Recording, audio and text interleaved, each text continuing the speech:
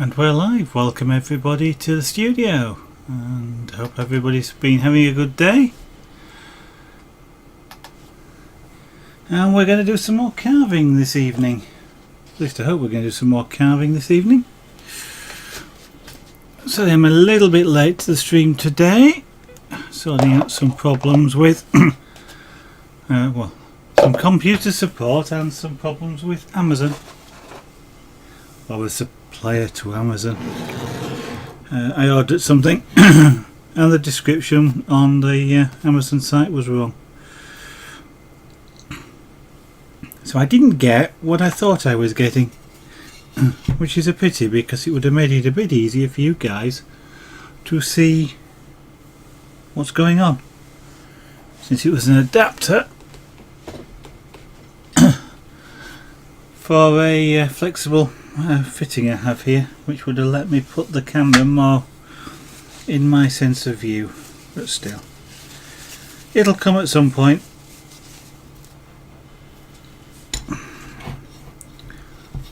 So I know you'll have problems seeing the workpiece just at the moment. I will adjust that shortly. I'm just going to clamp it down first.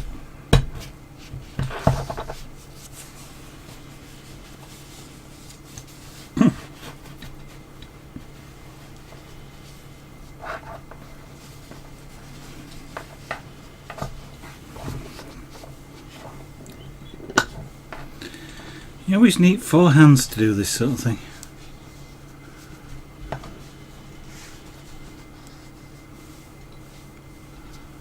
Lizard Soul 87, good evening sir, and how are you today?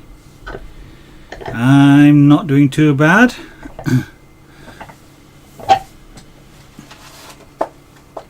As I said, I had a little bit of a disappointment today with Amazon, but we'll get over it. So I shall have that, I shall have this, and we'll have that one, and we'll see how it goes. Well, you could, but you're not going to. Yeah.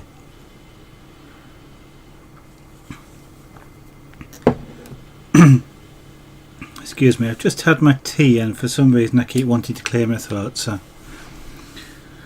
Right, and we now need to make this a little bit. I should then bring this a little bit closer.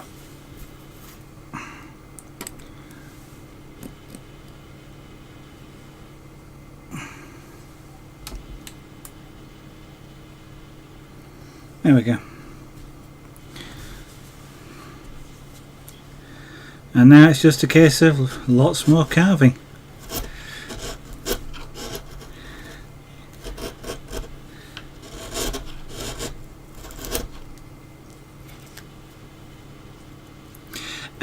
What I'd done is, well, it wasn't Amazon as such. It was, you know, Amazon sells stuff on behalf of other people. So what you do is you see, you know, sold by but fulfilled by Amazon. Well, I'd ordered. What I've got is I've got a snake, which is going all over the place, but I've got one of these highly flexible snakes, which has got a 3/8 inch adapter on the end of it. So I'd ordered basically a pan and tilt head to go on the end of it, so I'd be able to put the camera that you're watching this through at the moment on the end of it, and then I can position it in all sorts of interesting positions, shall we say. You know, I can put it so it sits in front of me, or basically just move the thing around.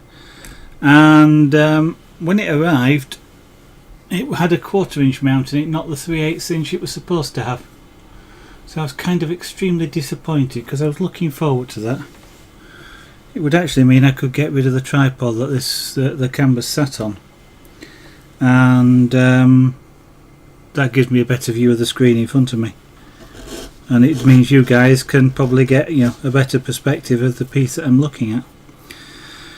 So I was really sort of disappointed it was misdescribed, so I've had to send it back and order another one from somewhere else. I am quite pleased though that Amazon will pick it up for me.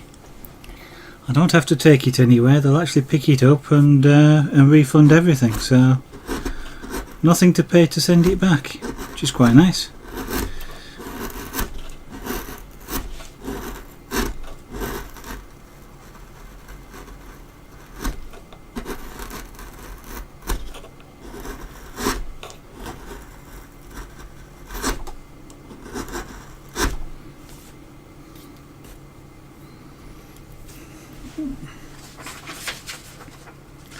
So I trust you've had a good day, Lizard Sue. It's been a bit of a... It's not been exactly warm, but it's not been exactly cold here either. It started off really cold this morning in the shade, but out in the sun it was quite hot.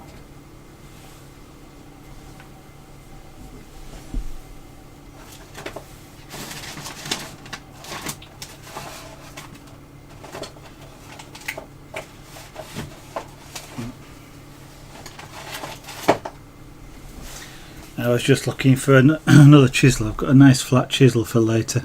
When we get closer down, I've got a real wide flat chisel which is great for for flattening off the base.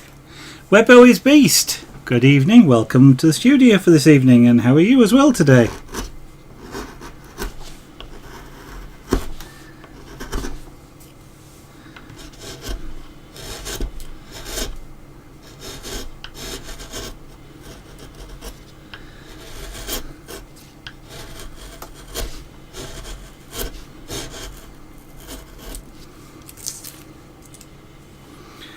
Let's see if we can do some down this side. Well, where I am, it's supposed to rain and be cold for the rest of this week apparently, so I've been told.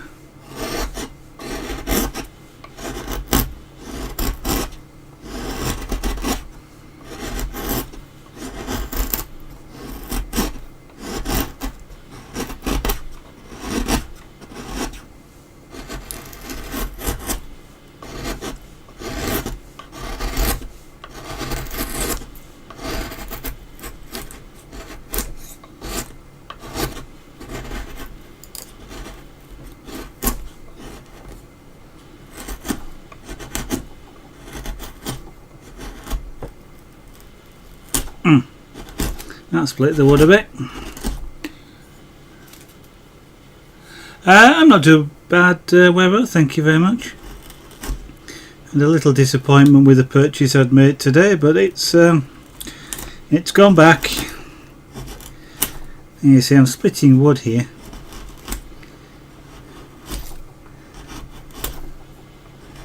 I'm kind of not too bothered about it given that I'm cutting that bit of wood away, but I really should cut across.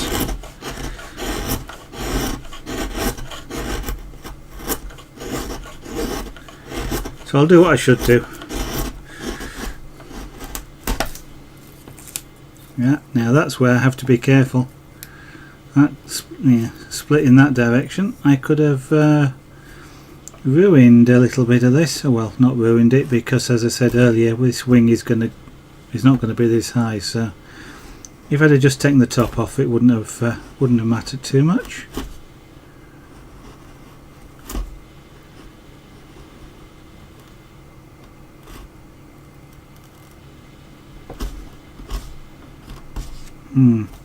I can see that's going to be a bit of fun.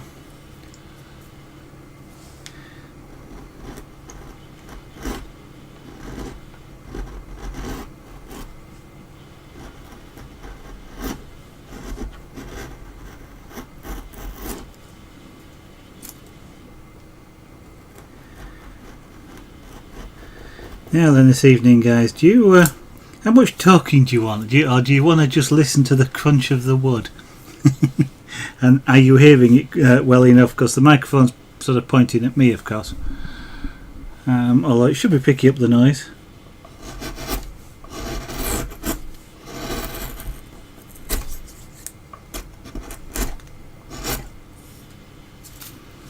that's going to be better done from the other side actually. Ow!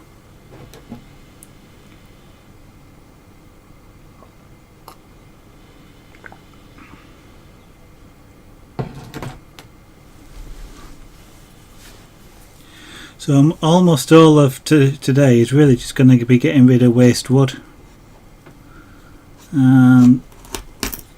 Yeah, look, naughty, breaking it off. This the grain is going down, and that's kind of what happened there. I went in the wrong direction.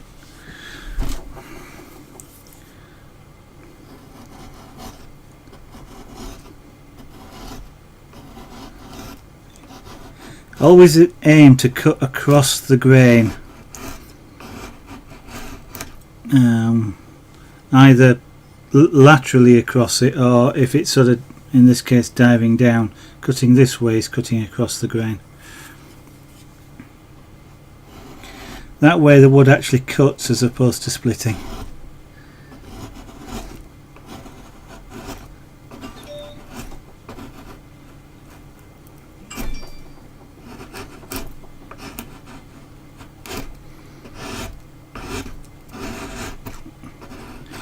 One of the things I ought to do with this is mark where I want to go down to.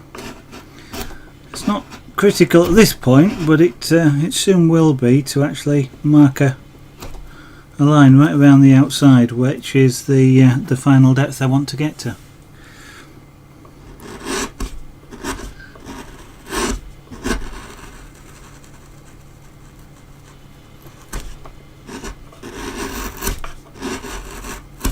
That way I don't cut too far.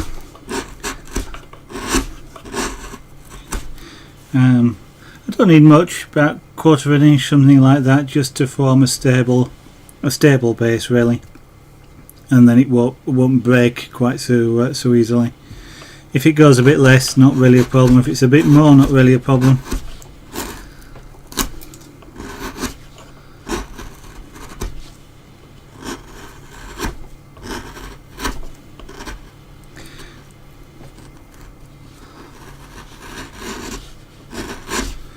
I think we'll give this a little bit of a polish.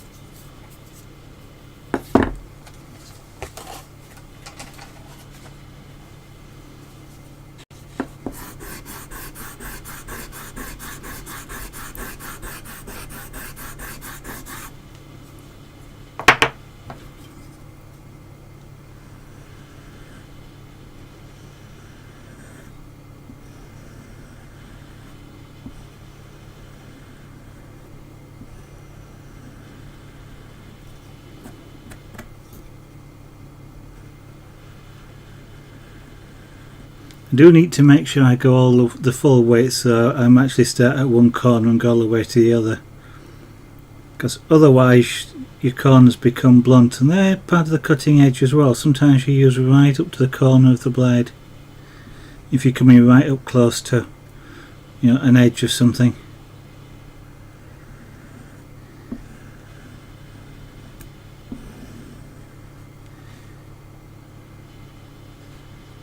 Still got that slight. I'm just going to have a look at this with a magnifying glass. That's partly because I can't see, but yeah, well.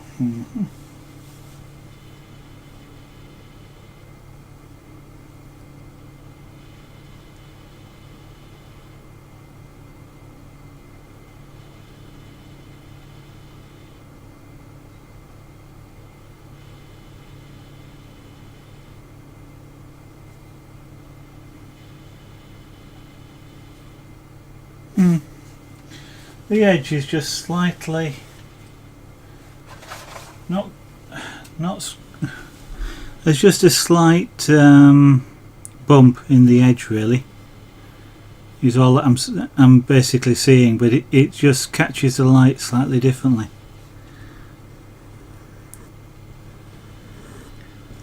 So So I'm just going to emphasize polishing that little bit, just, and then do all of it.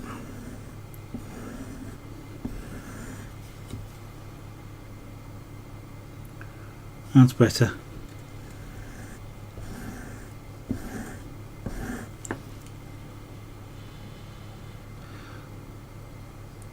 Somehow what I've managed to do is not quite do this side quite as much. I must have been a little bit lax at some point when I was using this chisel. There we go. I'll just put a bit on this side and just straighten out any burrs that are formed from that sharpening.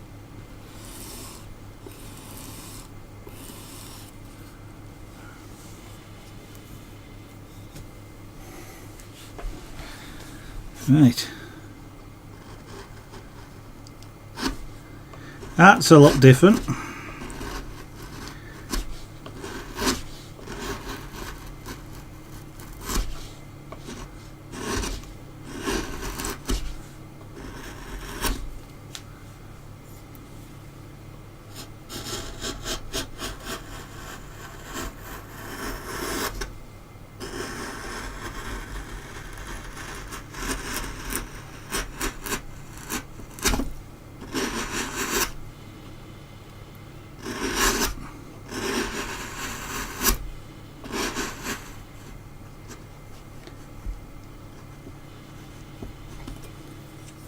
Okay, when the wood doesn't want to cut, it's a signal to stop and cut it a different way.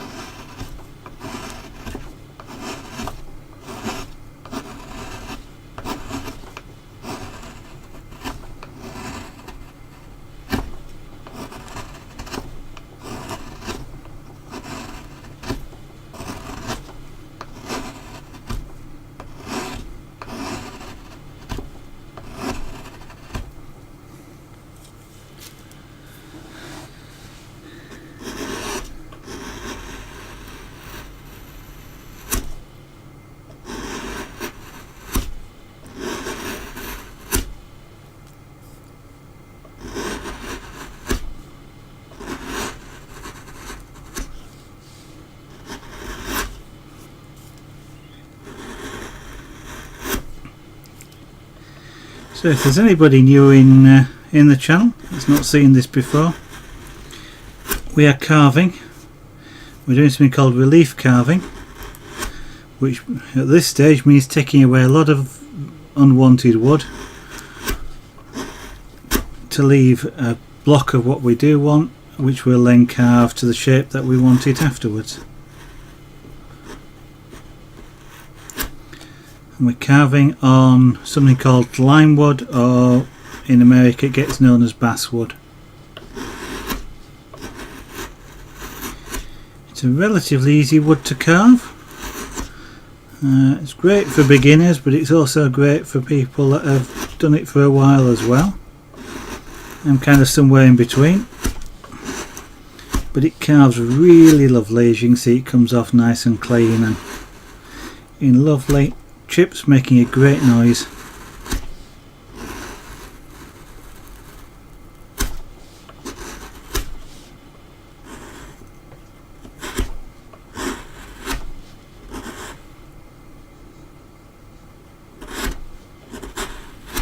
The noise is half the fun of the carving.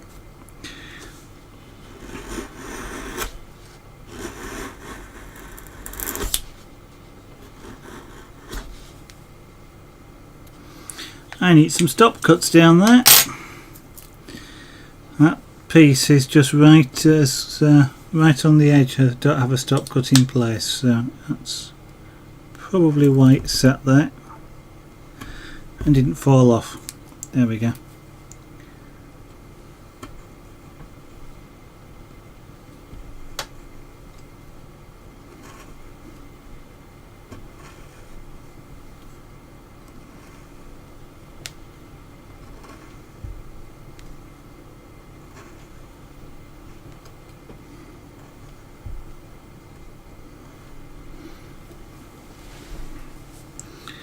We'll spend a bit of time now taking this bit of wood down.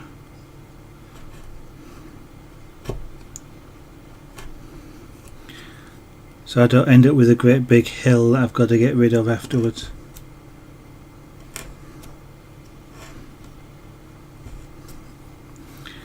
It's kind of gets kind of frustrating in a way. If I take this edge all the way down to the thickness I want and then have to come back and get rid of the hill, it's kind of like, but I've nearly finished. And then discovering you suddenly got a lot more to do than you thought you had. Just a bit of psychology really, but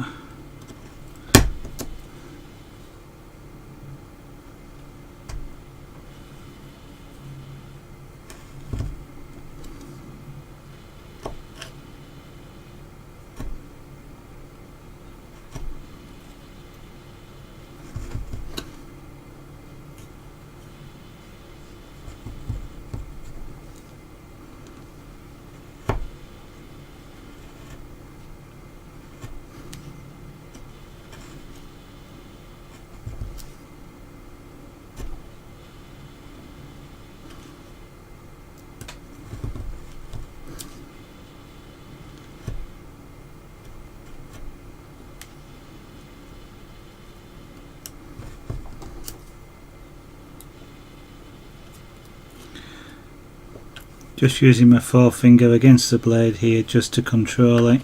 Stop it going in a direction that I don't want it to. Don't know what direction that is, but in case it's doing it, that's there to stop it.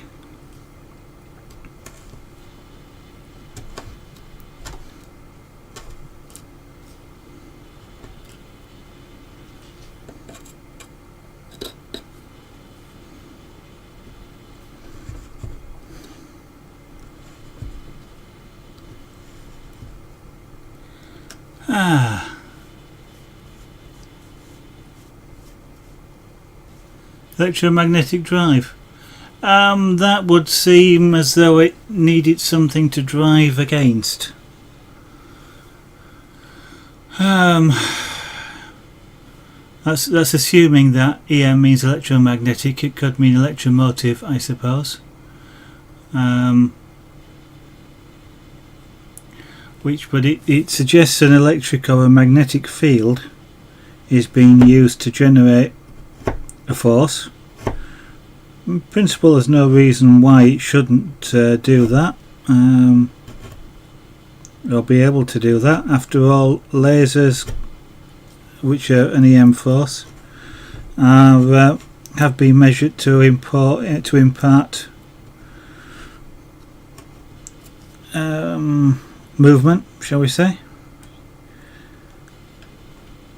But generally speaking, they need something to push against. And I'd have thought if you're in deep space, then there's not a lot that an EM field can actually push against. Yeah, Newton's third law and all that.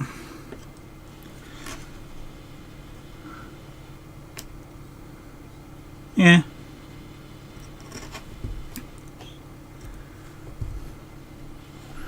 Well, of course they've got ion drives, which they use, or have been developing, shall I say. Not sure if they've used any yet on some of the probes that they're sending out. But they, of course, do use a propellant, which of course is the ions that they strip out of.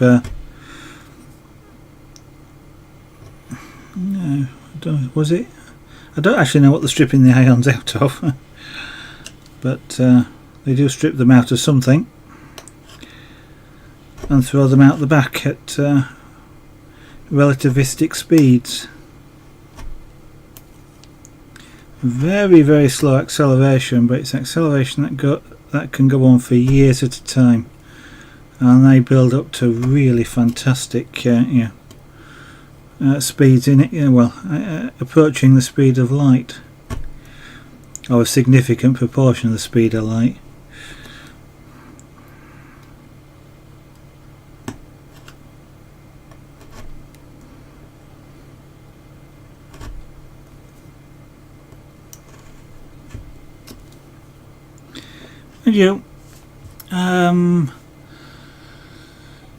Lizards so low. I mean, an EM field still needs some fuel.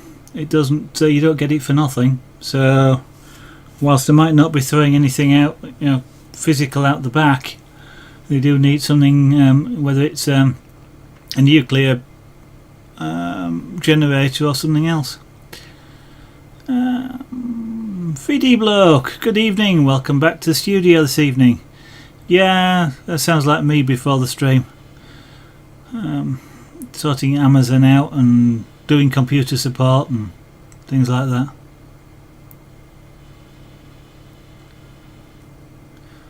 Yeah, there you go then, yeah. An electromagnetic wave.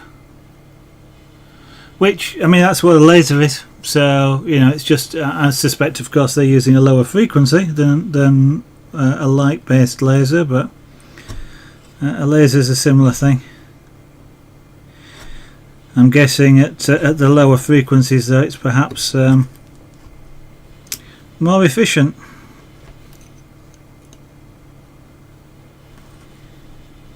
Dillybug, welcome back to the studio this evening. Nice to see you again. Thank you for joining.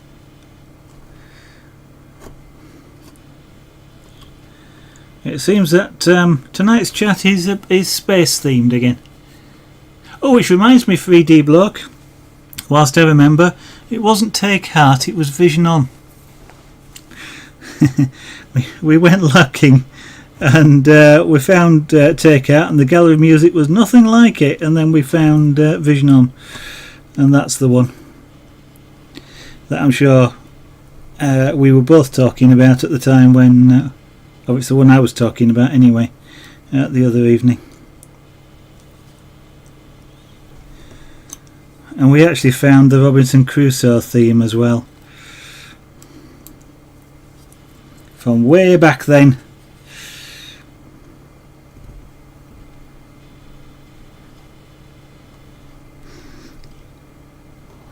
There's actually some old episodes on YouTube as well, and we were looking at those and thinking, don't remember it being like that. I'm not too bad, thanks, Tillybug. So I was having not too bad a day, and then Amazon disappointed me a little bit, but that's sorted now.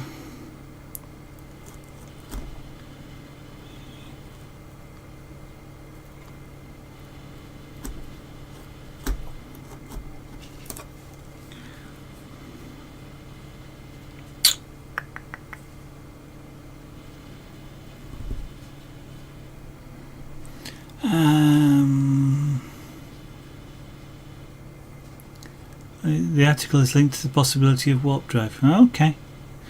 Well, in some ways, kind of not surprising. They noticed some laser beams exceeding the speed of light. I'm surprised they were set up to measure it, to be honest. But of course, the speed of light is always relative to something, and it depends on the property of space around it. It's the properties of whatever the stuff is out there that make the speed of light at was it 3 times 10 to the 8 meters per second. If some of that stuff changed, then the speed of light would be different.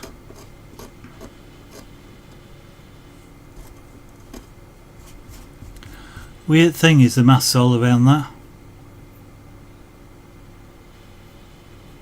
Yeah, well, it is supposed to be warp. I mean, that's what Einstein and a few other people have talked a lot about. The warped space-time. I mean, of course, Einstein was, has got special relativity to explain it, but all that stuff around black holes and gravity wells around planets, causing depressions in the space membrane.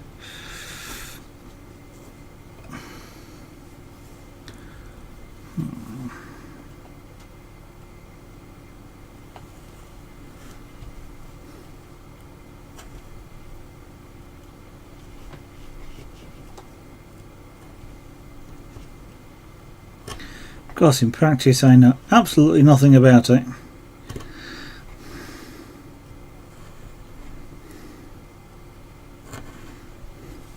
But it still sounds all fascinating stuff.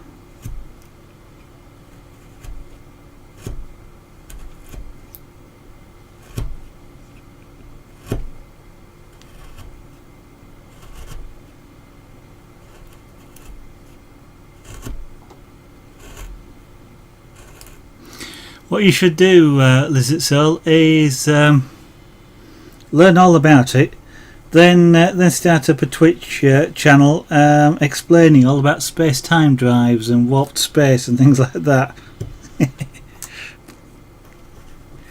and do that on stream. That could be interesting.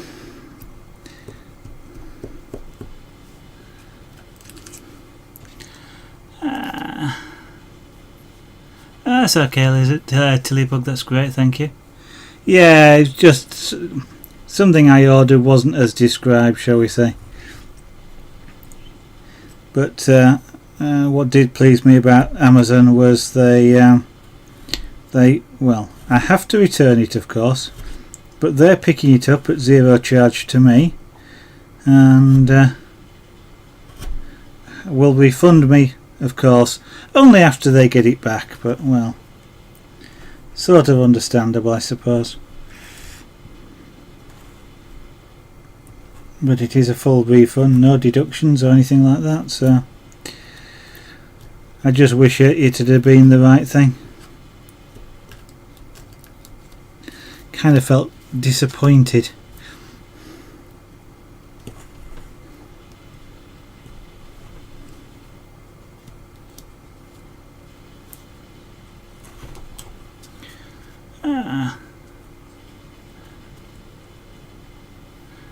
Yeah, no, that's alright, but I mean the trick, of giving lectures and things like that, is not necessarily being qualified. It's being one step ahead of the people that you're teaching it or you're lecturing to. So I know there's some sort of physicists and things that stream on Twitch, so you might have a hard time from them, but of course, if you know just a little bit more than the other people on the stream, then of course you're an expert.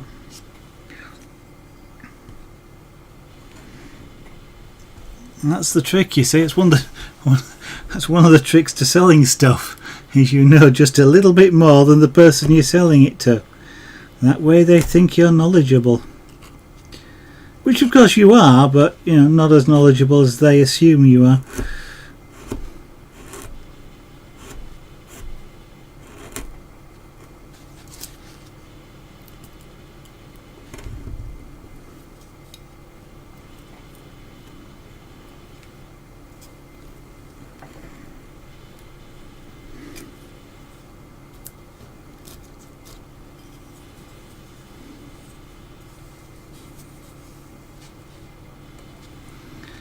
Now let's see if I can avoid breaking this fingertip off. And I think this chisel needs a bit of a sharpen as well.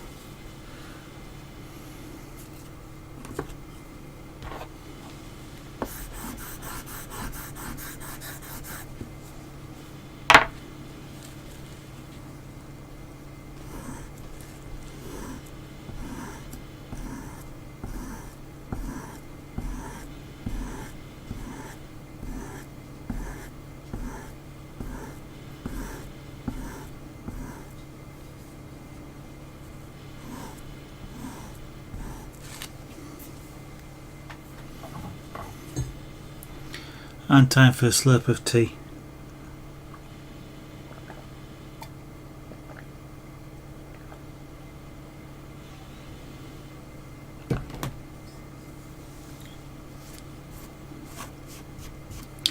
As I understand it, once you start getting into some of the theories of space-time and space membranes and things like that, part of the equations include elements of time. There's like a time constant, which potentially means that it does hold the possibility of negative time, which of course is travelling backwards in time, which is an interesting concept, because if you can travel backwards, then potentially you can travel forwards, which therefore means that everything that could happen ever has already happened and is just waiting there for you to experience it.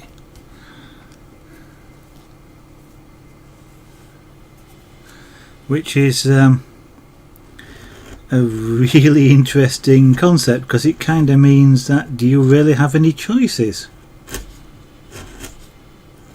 Because if everything is already out there, done, and you're just waiting to experience it, then you have no choice.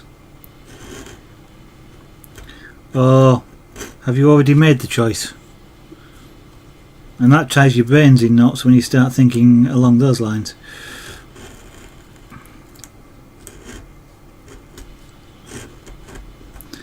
Of course, part of the problem I have is I read so much science fiction, I've got to try and remember what bit I read that was science fiction and what bit that was science fact, or at least science theory from the real world. Well, of course, that's the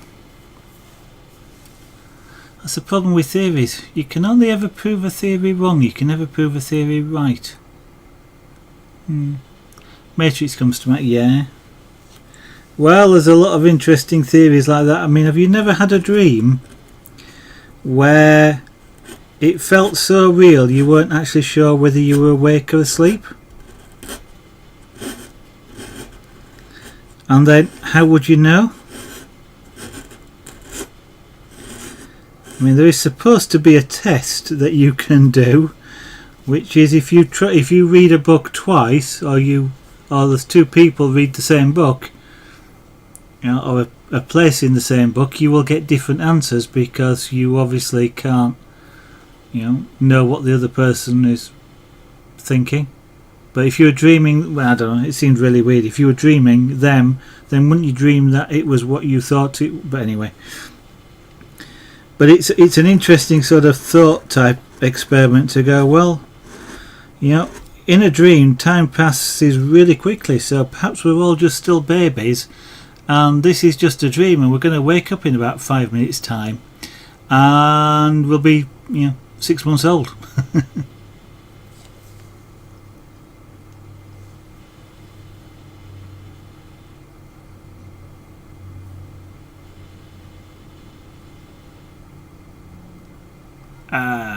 Yeah. But there again, if you're dreaming it, couldn't you dream it was different? Brains are a weird thing.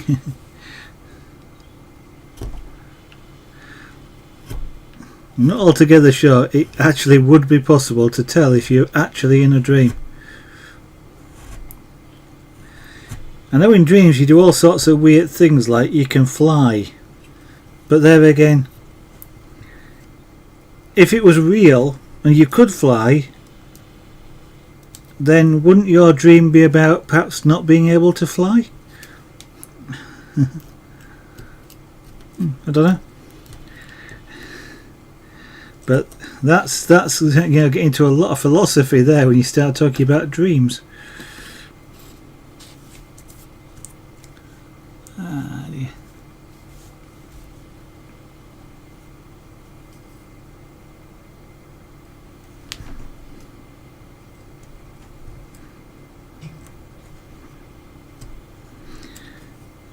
So has anybody tried any new art stuff since yesterday? I know it was only yesterday we were probably asked the same question, but you never know. It's been 24 hours. All sorts can happen in 24 hours.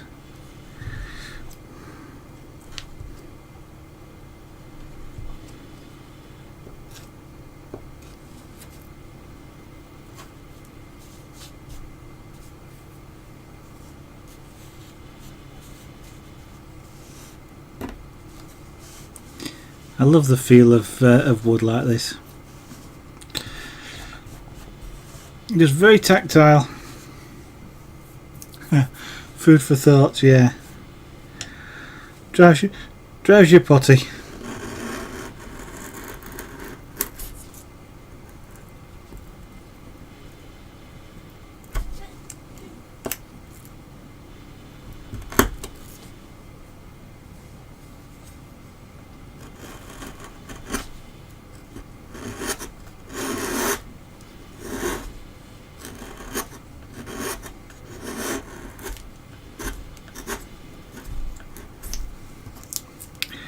Ah dear, here I am. I'm messing about again. We're using a thin chisel instead of going back to the big one.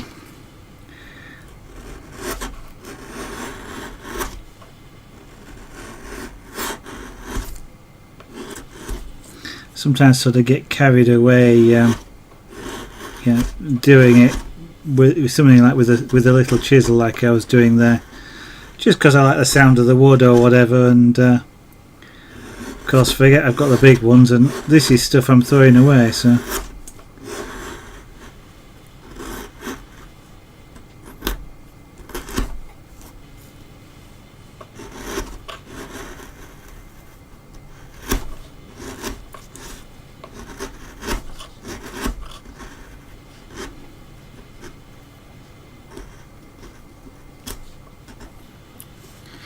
News. Good evening, welcome back to the studio. Nice to see you again. How are you doing?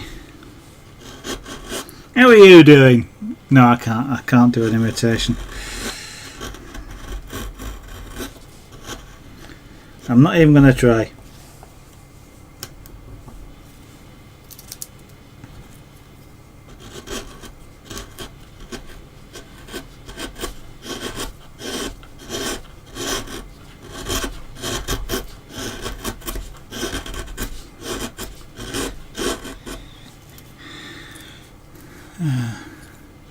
Not too bad, thank you very much. I mean, a bit of an odd day, but weather's not been too bad. Seems chap may be in a bit of a philosophical mood this evening, or a mood for philosophy. You're debating the meaning of reality, or what is reality.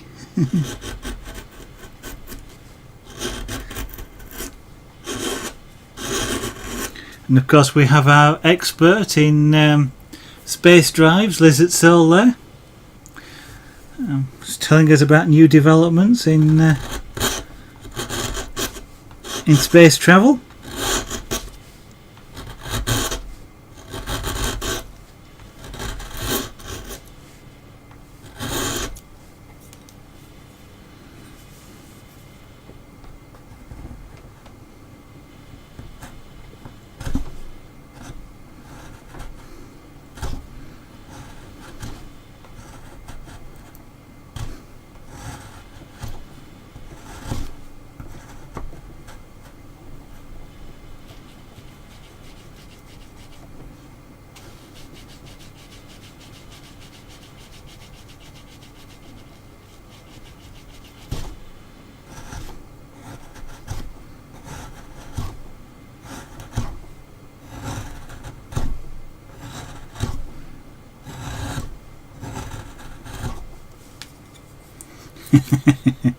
Yeah, that's right, good news.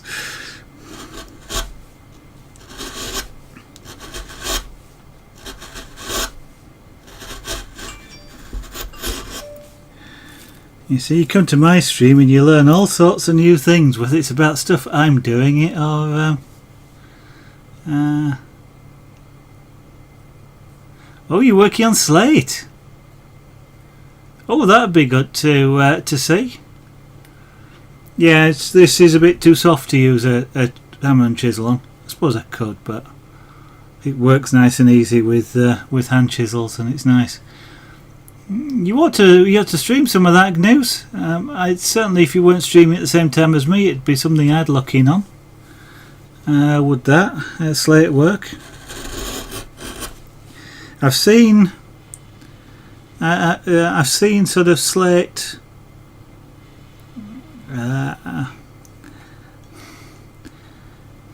I hesitate to say carving because it's more.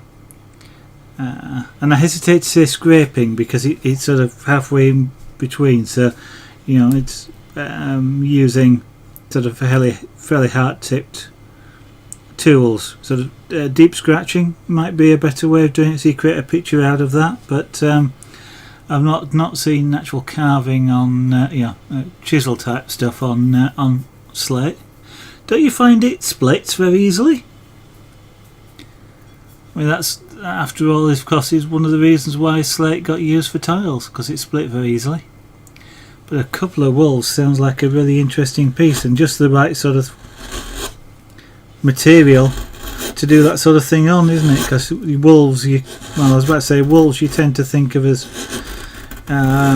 night and moonlight and things like that, and that slate would be a very excellent background for that and material.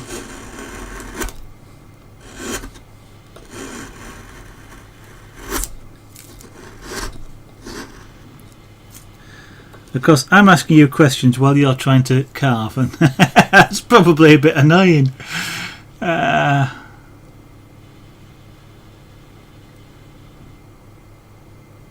Okay.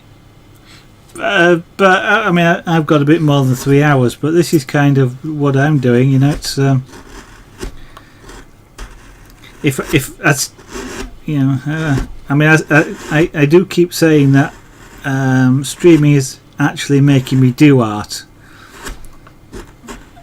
which I probably wouldn't do if I wasn't streaming, but to some extent I would be doing art even if I wasn't streaming, either or just sitting and watching somebody else stream. But I guess I work I do work a bit slower because I'm talking. I am taking more care with these chisels because I'm talking and stuff like that, but it kind of makes it a bit more fun as well. Oops, it is. It's silly me. I'm splitting wood again. Yeah.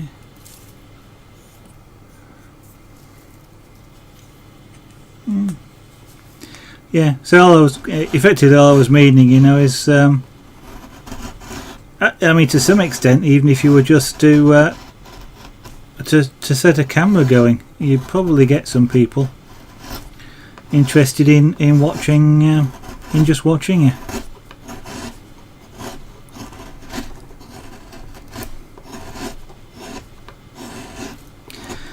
I know I have a preference for streams where people actually talk and will say what it is that they're doing and why they're doing it, why you're using the chisels that you're using, or what choices you're making at the time to do whatever it is that you're doing. But if something interests me enough, I'll actually watch a silent stream as well, just to see the sheer artistry.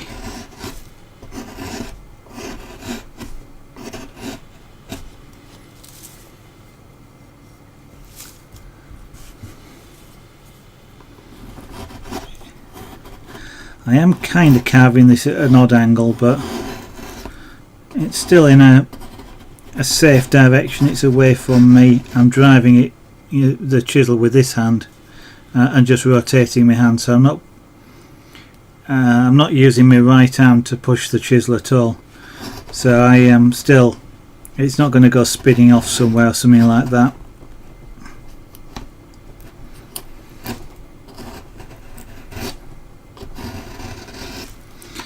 That's starting to get down to where I want to go. I think what I'm going to do before I go much further is just make a mark all the way around. Then I've got an idea of how close I'm getting.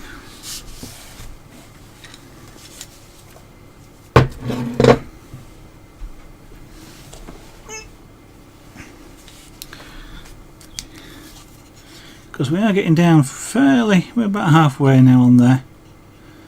I'm going to take it a little bit further down. Where's my pencil?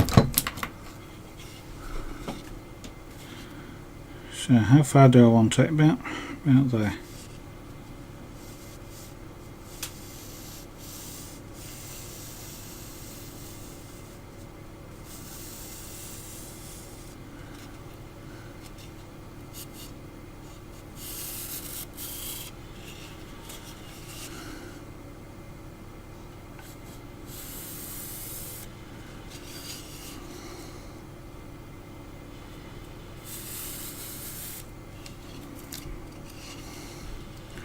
That ain't bad.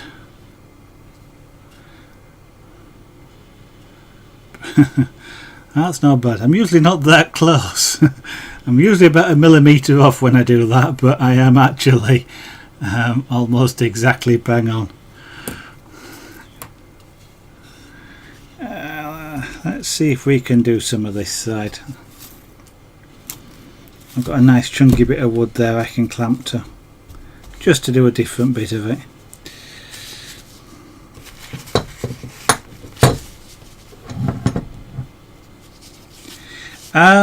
The wood is it has two names basically. In America it tends to get called basswood, BASS, and whilst it gets called that in Europe as well, it also gets called European lime wood, and it is great for carving because of that. You know, it's close grained. You know, you can actually see the rings in here, but there's very little difference between the ring and what's between the ring. So it you know, when you're carving it, there's next to no difference between them. It's a relatively soft wood, and it's relatively clear wood as well. So that's and it makes it great for carving, especially for beginners. But I mean, just it takes such nice edges as well. You can get quite a sharp edge on it. So some really soft wood, sometimes, you know, the edges just are a bit mushy, but not with this. Now then, which way is the right way for this? This way is the right way for that. You might have noticed when that piece came off, it got thicker and thicker, and that's how I knew I was cutting. The grain goes down, I was cutting along with the grain, and I'd split wood off. So turn around and come this way, and then I'm cutting against the grain, and all that'll happen is I'll come up out of the wood.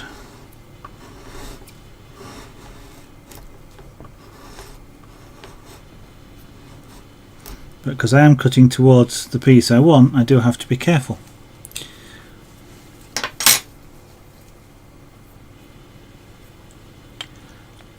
Yep, that's right. Some of that is the chisel, of course. These are sharp chisels. But yeah, a lot of that is down to the wood.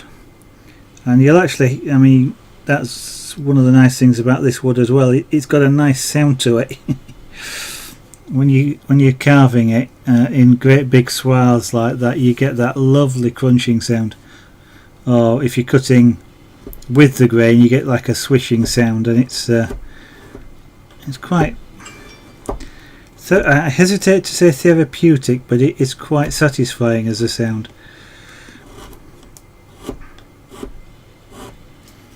And of course, it tells you that you're actually cutting the wood properly.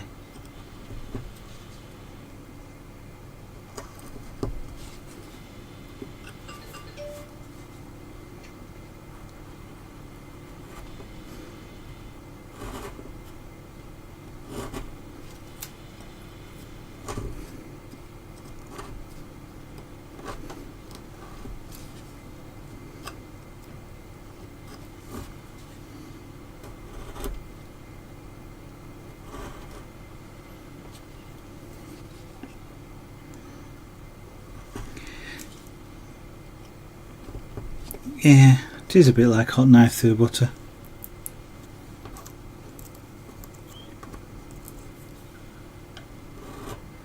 You must get something similar though when you're doing when everything's going nice in slate.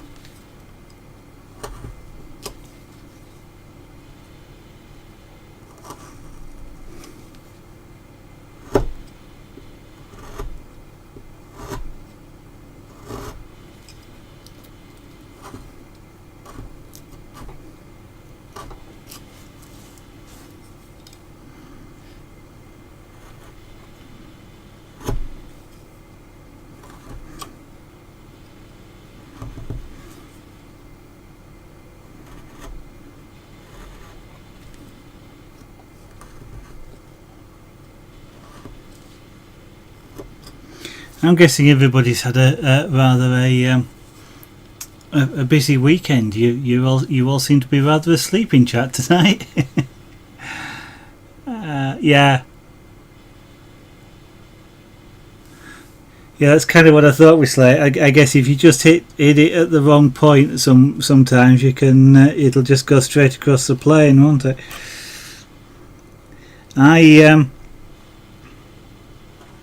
So whilst I've seen people sort of deeply scraping slate, I've never actually seen anybody carving it. I've been to some of the Welsh slate mines where they demonstrate, of course, the old way of splitting slate out into tiles, hitting it with the bolster and then putting a wedge in, and the thing just splits apart. And of course, I know it takes quite a lot of skill to do that, but they don't have to make it look easy. And I know it's not.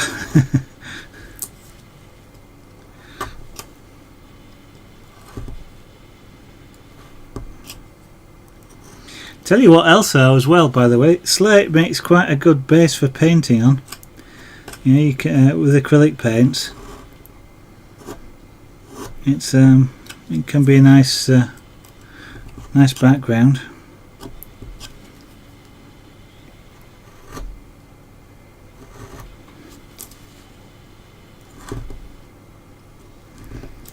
It's not one I'd particularly have thought on before, but my wife for a while collected some paintings from a local artist who was doing it on reclaimed roofing tiles.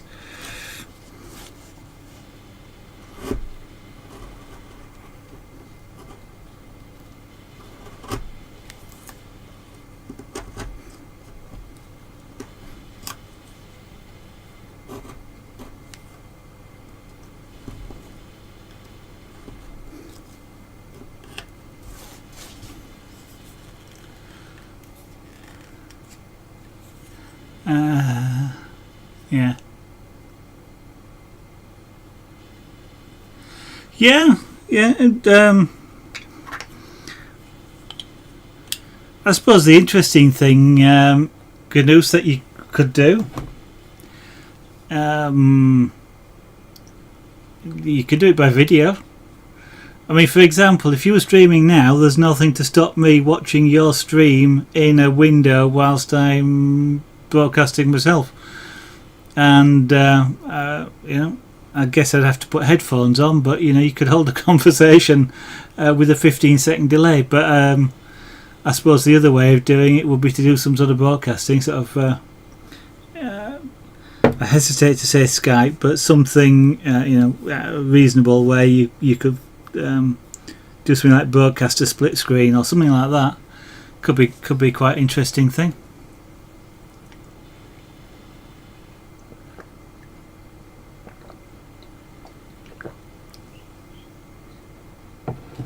I mean, there's a Google Hangout in a way, but that's not quite sure how that would go down. But that sort of thing was in theory designed for a similar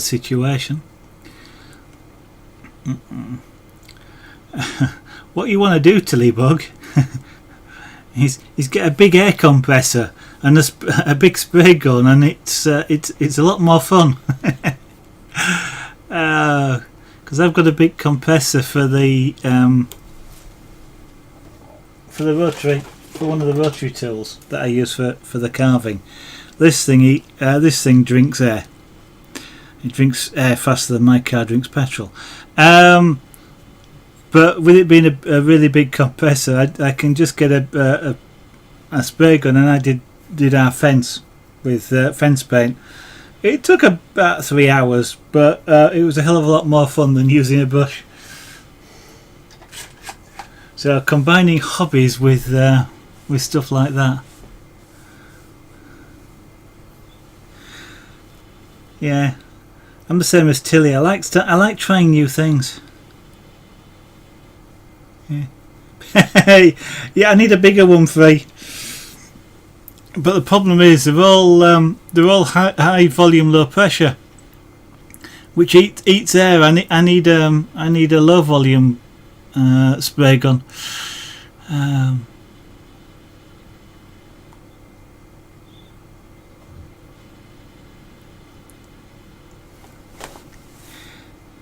Yeah, I'd love to see all of that sort of stuff, Gnus. You know, the silversmithing, stone carving, as you said, and no matter what the stone is. I keep thinking about having a go with soapstone, because my understanding of soapstone is I won't say it's as soft as this, and I wouldn't be using these chisels with it, but it is something like that. Yeah.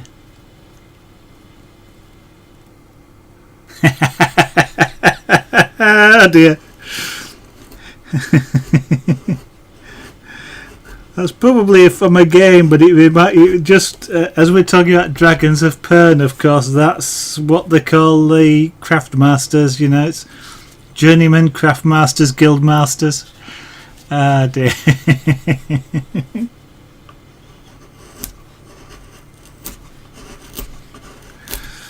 No, I'm not. I am not a good leader, I'm afraid.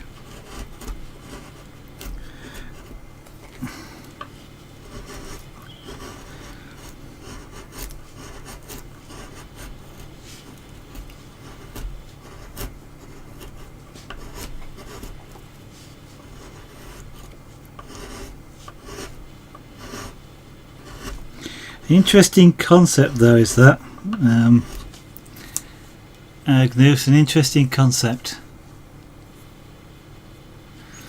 Yeah, that's where I've seen it on the internet. When I've sort of looked up carving, of course, you get wood carving, you get the stone carving, and I've seen the soapstone. No idea where you get it from, anything like that, but again, it was just it looks interesting enough to intrigue me into maybe one day trying some if I can find out anything about where to get it, and decent tools, or at least beginners decent tools where you don't have to have 500,000 chisels and stuff like that.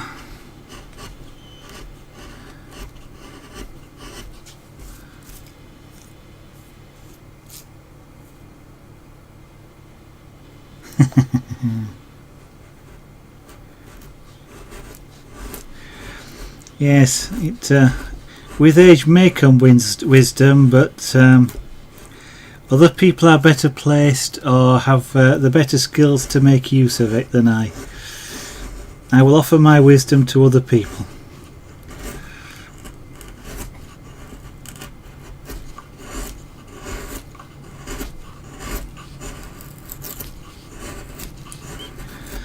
Yeah, I'm a teacher, not a leader, I guess is the way I'd describe it. Although, to be honest, I don't have a great deal of interest in teaching.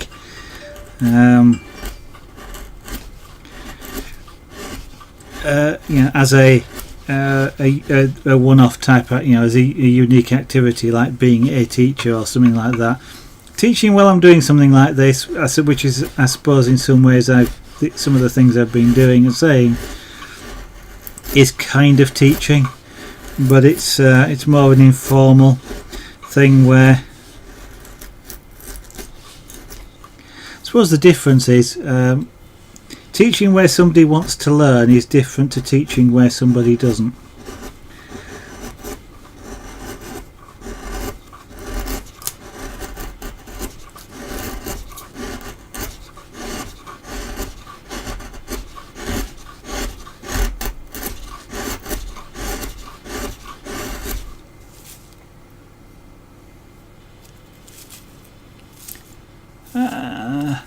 Meerschaum. I'm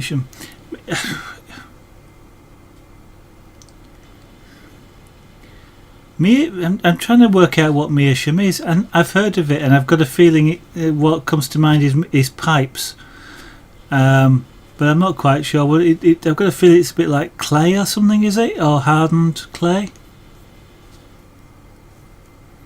So that's that sounds interesting. I'll tell you what, I've talking of interesting things. When I got this load of wood,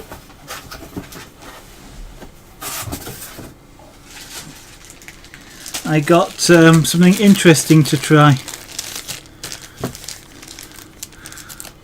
Let's get one of these things out.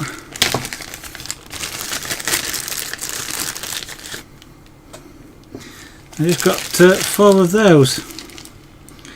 They are nuts, apparently, tagua nuts, and I suppose don't quite know. They were selling them. They look cheap, and they're supposedly quite easy, if you like this, to actually carve with a knife, and no idea what I'm going to do with them. But I just got them just to see what it's like, because you can get things that look a bit like pine cones as well, but with holes in, to carve. They get are quite readily available, shall we say, and they're supposed to carve nicely as well. Yeah, it is. It's a nut. I don't know if it's an edible nut, and I don't actually want to try and find out, but yeah. Tagua nuts, apparently. Yeah, interesting. Yeah, it's I'm just interested in the unusual things like that, I guess. Yeah, just to see, just to try. It's I mean, one of the things I'm interested in trying, because I've got the high-speed carver there, is something like an ostrich egg. And carving an ostrich egg. Good evening, lol kid lol. Welcome to the studio. And I trust you're well today. And there's also, I've forgotten what it is now, which bird it is that lays the egg, but it's kind of green on the outside. But if you shave away the layers of the egg, it goes sort of translucent blue, and then eventually sort of ends up white before you go all the way through. And there's some absolutely beautiful carvings done, or shavings. I don't know quite what you call it. There's some actually absolutely beautiful work done with those eggs. They're about this size, and it's a bit like relief carving, I suppose, on the surface. But then with the light will shine through if you put a light inside, and you get different colours shining through depending on the thickness of the shell. And they look absolutely amazing. And again, I kind of feel like wanting to try one of those, but things like the ostrich shells are about £5 or £6 each. I'm not quite sure. Yeah, I kind of thought of chicken eggs, but you've got to blow the eggs and then clean them out, and they are a really thin shell. I was going to say really thin shell, but they are actually quite. Yeah, chicken eggs are actually quite strong, which is surprising. As long as you try and crush them in the end-to-end direction, they're really hard to break. Obviously once you go across the middle they break very easily, but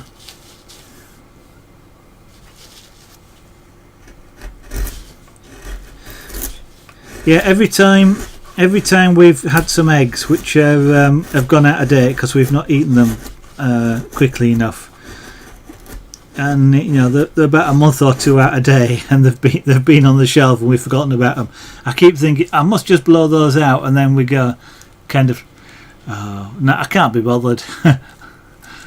I'll go carve a bit of wood instead or something. But yeah, I really ought to do that at some point.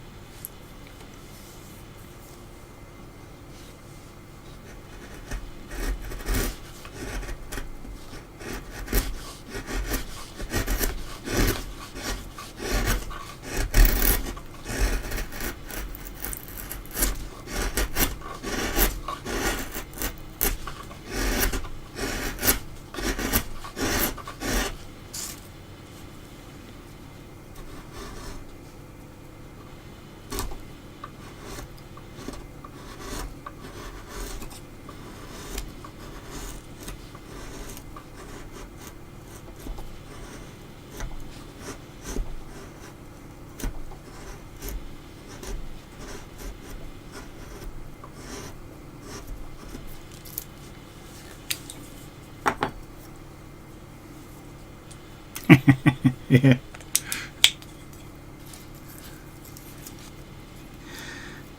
That's kind of why I was looking out for eggs and things like that. It just seems like too much hard work, but I suppose I'm willing, if you like, to pay somebody else to do it, really.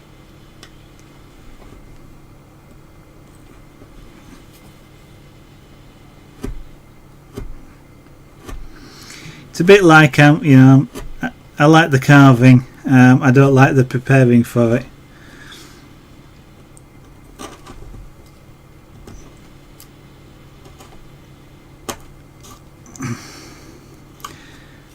Whilst I sort of enjoy, to some extent, enjoy finding the images and things to carve on here, it sometimes feels like hard work to find something that I actually like, and there are times when I wish I could sort of just buy a block of wood that I'd already had something printed on it, and it just go carve that.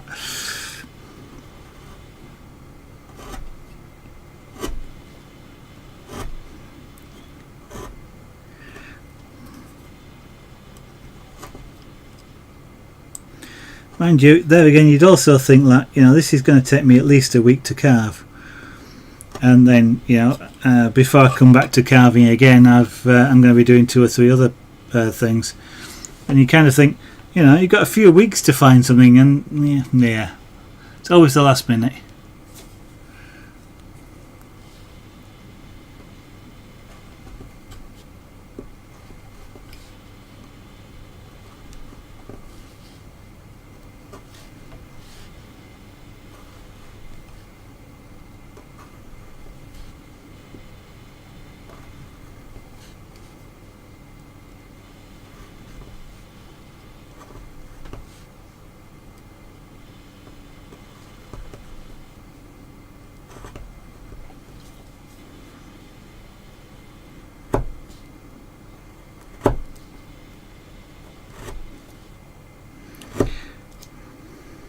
So what other sort of things have you done in slate then, GNU? So is it, rather than just the wolves that you're doing at the moment?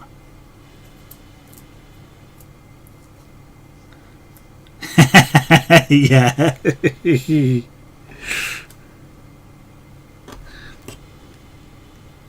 Yeah, it's kind of the same. I mean, I wouldn't find basswood, but we've got some trees in our garden, and I know some of them are going to get cut down shortly, and some of the wood will be okay, and it's just I can't remember what the trees are, to be honest. A lot of it is just like cedar pines and stuff like that, which isn't a great wood to do, but you know, with some of the big rotary carving tools you could make something out of it. And you know, but it'd be the cutting it into sort of fairly decent sized chunks and then storing it somewhere to dry out, and it's just so much work. It's easier just to go on the internet and go, I'll have one of those and two of those and have them delivered to the door.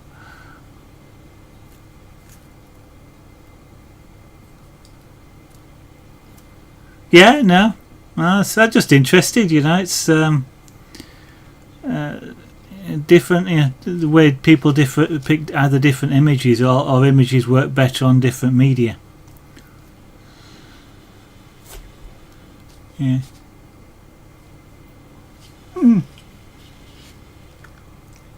So do you keep the pieces yourself, or and file them, or put them on the wall, or do you actually give them away or sell them, that sort of thing? And you as well, Tilly. I mean, you do some things. I'm starting to wonder what I'm going to do with all. You know, now that I'm going through a lot of art stuff, is kind of what I'm going to do with it all. Not quite sure.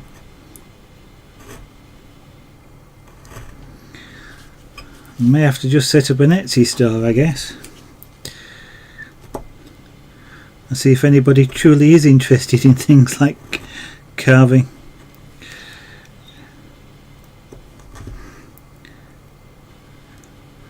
Problem is, I'm not sure people actually want to pay what crafts are worth these days.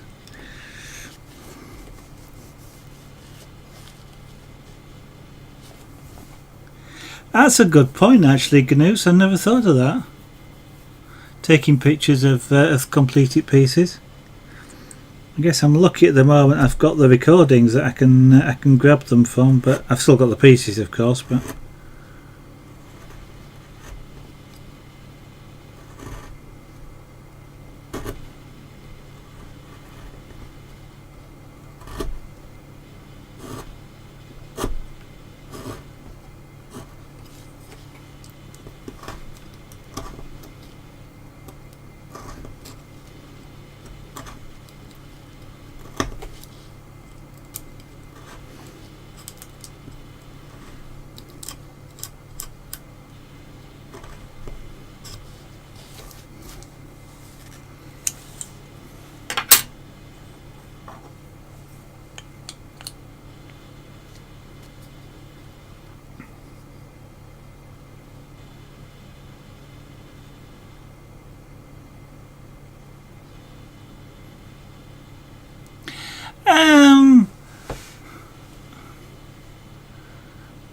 I mean, yeah, you perhaps have more experience. I mean, I've never tried to sell anything, so I don't have any experience. But when you take something like like we've done before on the stream, you know, the pyrography, and there's 10 hours of work in that. Okay, I can probably get faster, but there's 10. You know, that took 10 hours. The Felix took 10 hours. The rose carving took about 10 hours, and you know, at a decent hourly rate, that's ideally you're talking at least 40, you know, anywhere between 40 and £100, and depending on just what you think of as a decent hourly rate. And I'm not sure, you know, people really are prepared to pay that sort of money.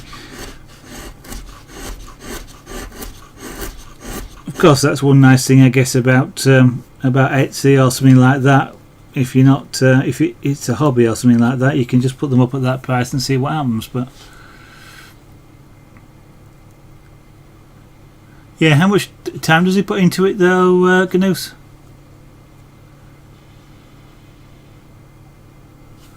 I guess is the question, because I mean that's the principal cost, isn't it, when you're talking about crafts and things. material costs don't tend to be a significant portion.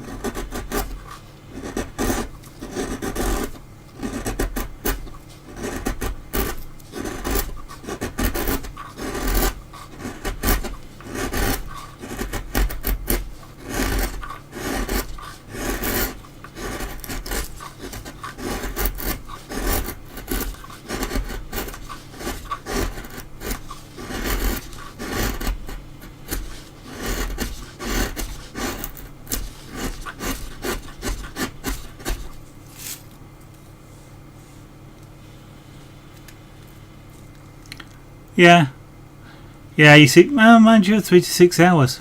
And if he is getting around about $500, then that's actually that's a decent hourly rate. Mind you, I mean, there's 3D on here. I don't actually know what he charges, but he's sort of mentioned some prices before, and I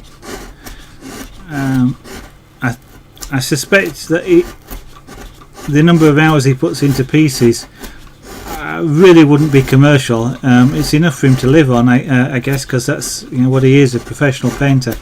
And if you're still around free, you can chip in if you like. But it's always seemed to be a hard sell, really, trying to get anybody to pay something.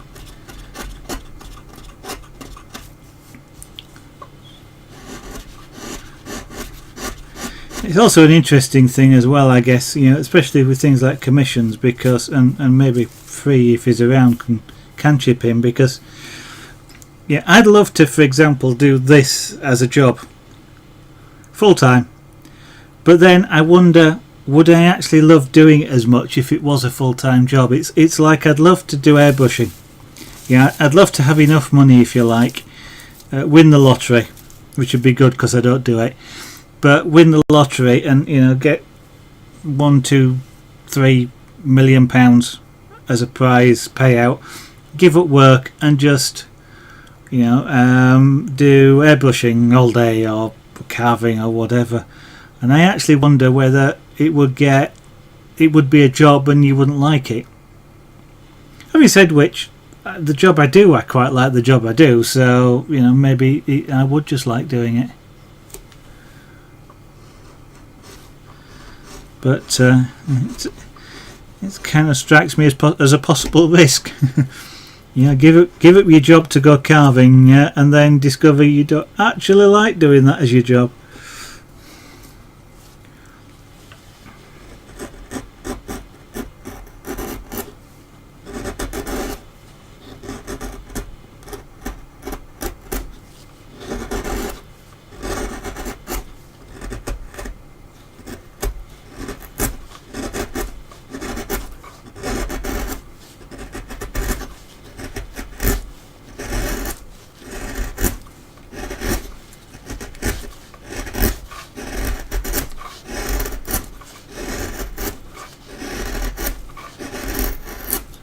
Talking about the close grain earlier, I don't know if you can hear this when I'm cutting this. It's got like a juddering sound, and that's the chisel going from ring to ring to ring as I do it.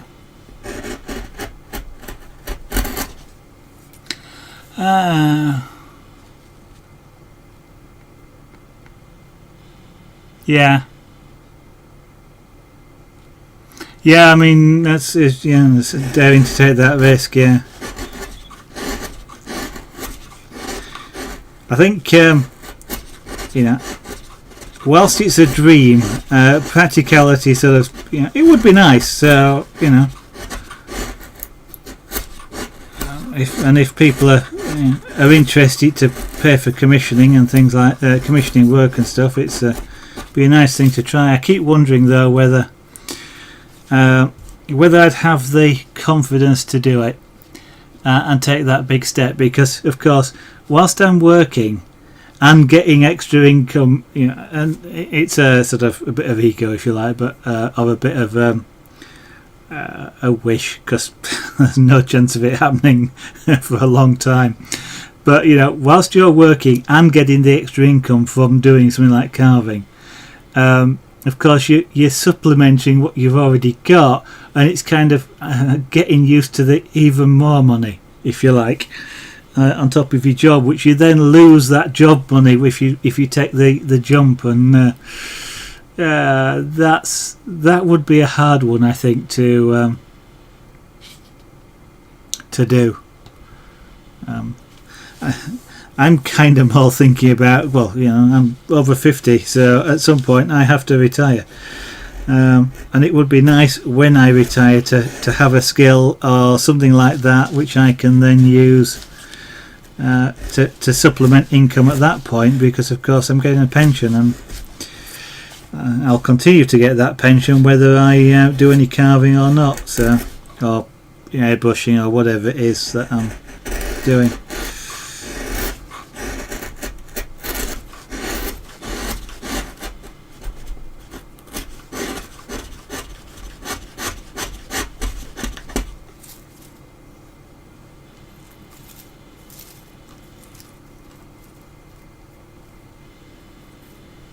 Yeah.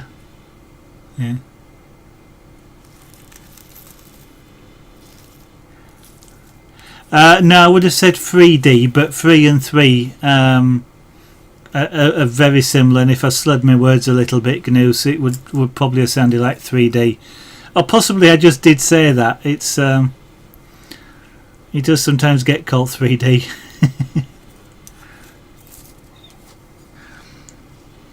Yes.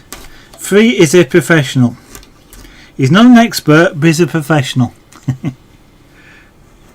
To nick his line, or to tell it for him.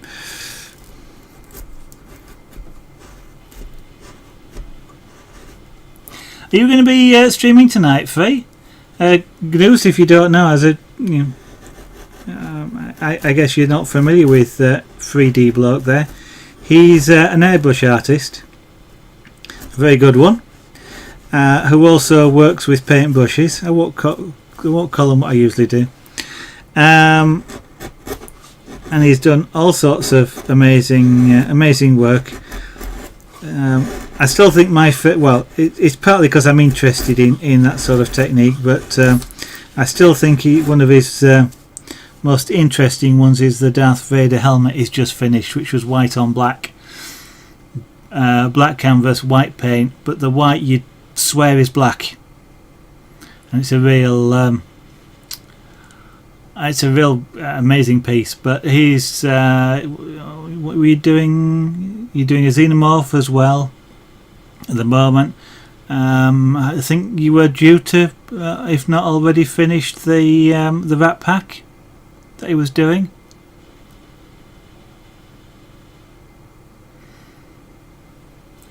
So yeah, I'd suggest following Free, or at least dropping in. He's actually due to go live in about a quarter of an hour, as he's just mentioned. Oh, I was lost actually streaming. Oh, I might actually get a chance to go in and actually see her do a stream for once. I've been trying for months, well, not maybe months, weeks anyway. She usually streams when I'm at work, and I can't actually watch her on the iPad, or she streams when I'm streaming.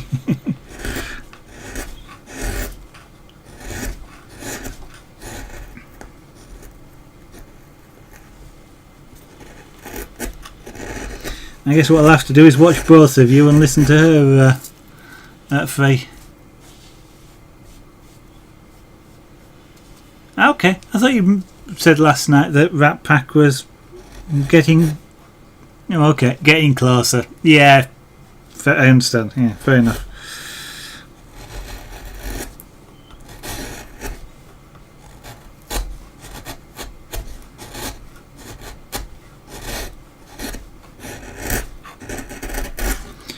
Yeah, unfortunately time zones get into it.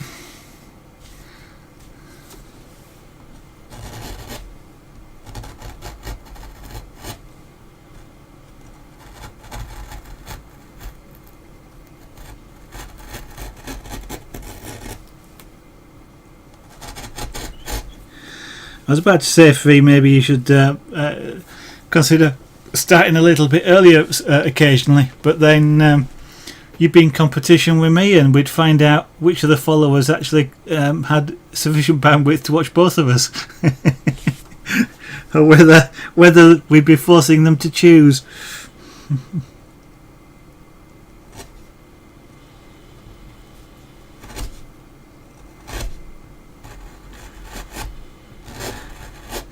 Yeah, so those of you who've watched both of us, who would you choose? Let's put you on the spot. And I do not mind if you say 3D, and if you want to say that as a troll, then fine. It's not. I'd still do this anyway.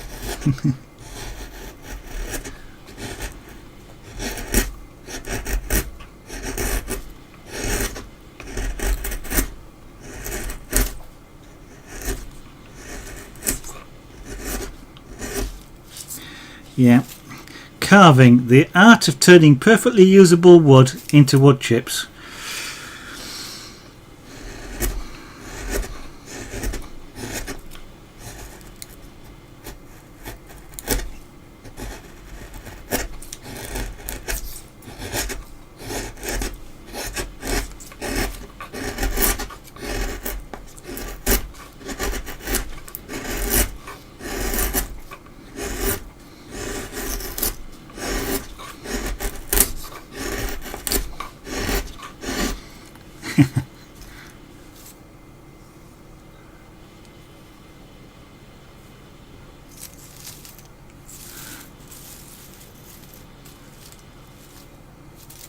Oh, yeah. Yeah, you caught me and Goose talking. Did you catch me and Goose talking about that a bit earlier? Free sort of, sort of setting it up so that we could all sort of just maybe stream at the same time and have an open mic.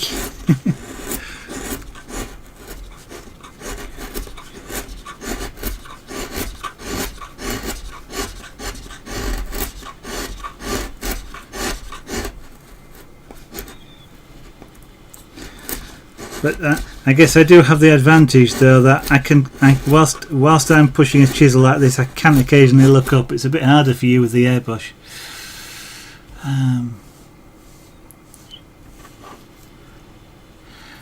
Yeah, you should do, Goose.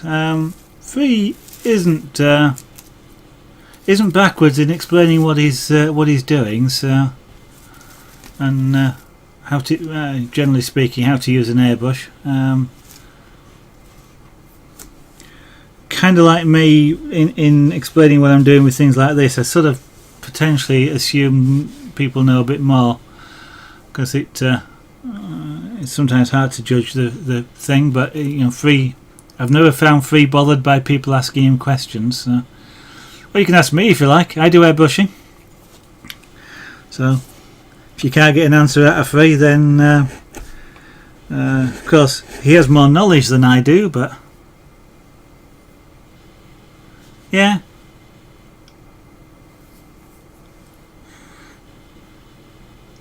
Hello, Red Cake 11. Nice to see you in the studio. Welcome. What's that? You fun turning bits of wood into shavings of.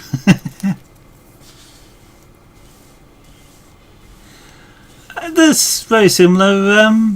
It's very similar things, Noose. To be honest, I mean, there's. You're painting a picture onto a 3D surface as opposed to onto a flat 2D surface. So.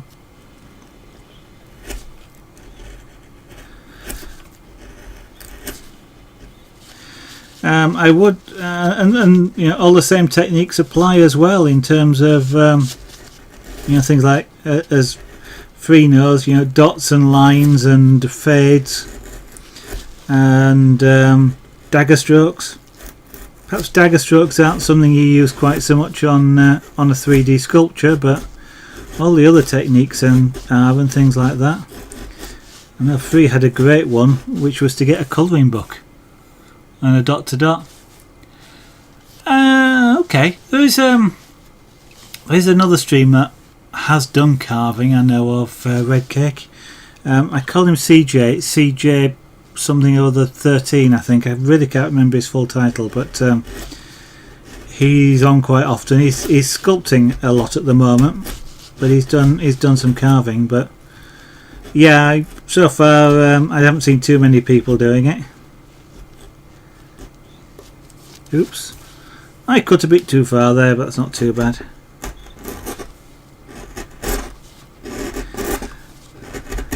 But I get bored easily, you see, so I do a fair few other things as well. Red Cake, pyrography, scraper board, punchcraft. Unfortunately, I can't get around to doing airbrushing at the moment or glass engraving. I don't have the space, but there are all sorts of things on the list as well.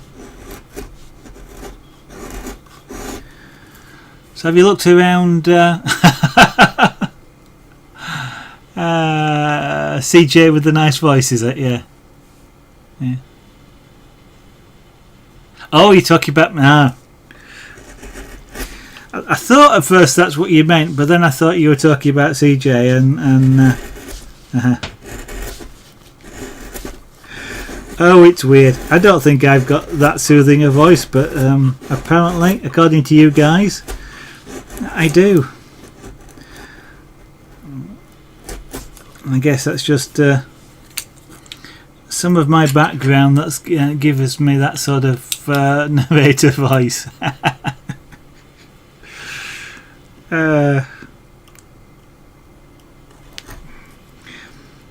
I must remember to tell my wife that you all find my voice soothing. She kind of wonders why on earth you listen to me, to be honest. It's the accent. Oh, okay. I could go through the old thing there, you know. I'm a Yorkshireman, I don't have an accent, but anyway. Yep, that's your 10-minute Mr. Free. 10-minute warning. I'll go all theatrical on you.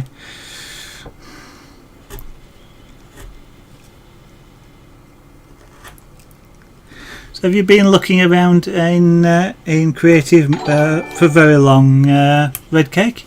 And thank you very much for following, that's most kind of you. Joining the studio, as it seems to have got called the studio these days. Bit of a play on words, of course, because it's a television studio and a art studio, but what the heck. Everybody likes a collective noun. I'll see you shortly, Free. It's pure coincidence, but Free and I sort of tend to hand over to Free at the end. For those of you that don't know, I generally start streaming around about 8 PM UK time, which is now roughly about 2 hours ago. So wherever you are, subtract 2 hours, and that's roughly when I start. After about 2 hours doing something like this, it's relatively hard work, and I feel like having a rest after a couple of hours or so. So I generally hand over to Free, who starts at roughly the time I finish, which is quite convenient, really, because I love to go watch him as well. Exotic. I've never heard of a Yorkshireman called Yorkshire or exotic or foreign. Oh dear. Not complaining, mind. But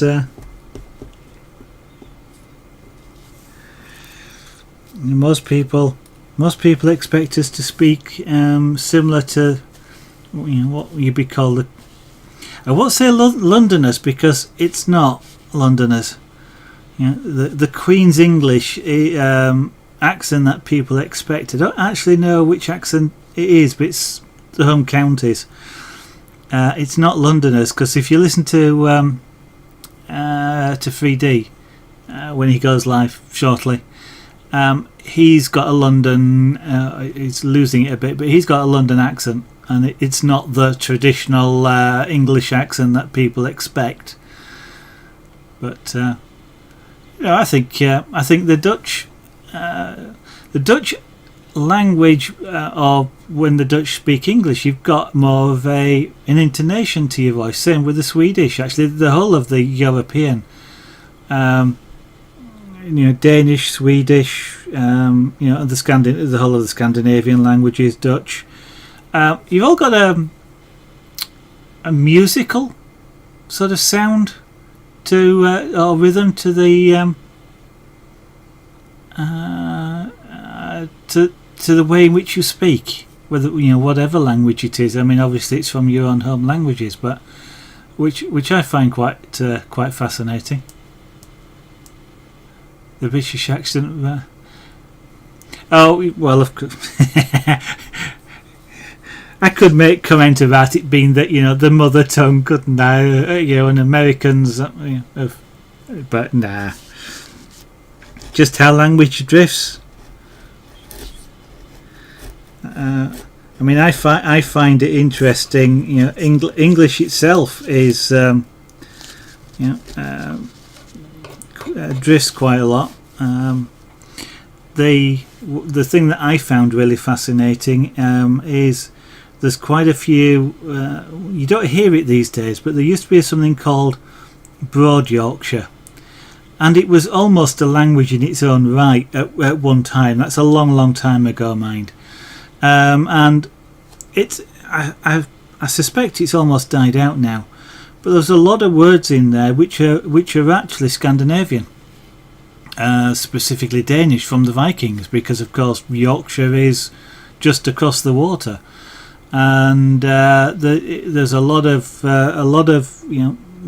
that side of Europe, words that came across into Yorkshire. And my pronunciation's probably terrible, but my grandmother, for example, always used to tell me to side the table. And back then, when I was a kid, I kind of thought, put the things to one side. But what it's actually from is, if I pronounce it correctly, sire, which is to clear in Danish. And I assume some of the other Scandinavian languages have a similar structure, which is to clear the table, which kind of makes sense. And as kids, we used to you knock on the door and ask if somebody wants to play out. You'd say, "Are they laking?" And again, that seems to have come from. Again, Scandinavian, the Danish. I know a little bit of Danish, which is why I'm relating it to that. But lager or laker, and you can see the drift, if you like, which is to play, and it's interesting. No, I can't. I'm afraid. I don't even know how to pronounce it. Never mind type it. But. I mean, cider would just be SIDE, but if I remember rightly, cider. If you, I can't type this, the Danish, but on a standard keyboard it becomes the double D, I think, SIDDE. But I'm not sure. Laking, yeah. It sort of. Lake as a verb, if you like, and the ing as a modifier, to play. I think it comes from lager, but laker. Yeah, there you go. I mean, just a mispronunciation, really, in the Yorkshire language, if you like, as it's been sort of passed down and changed and over the years, because it's not really had the control that a wide whole country speaking the same language does, and it gets mixed. But I'm not sure these days you'd find many children even in Yorkshire that understood what you meant if you asked if they were laking.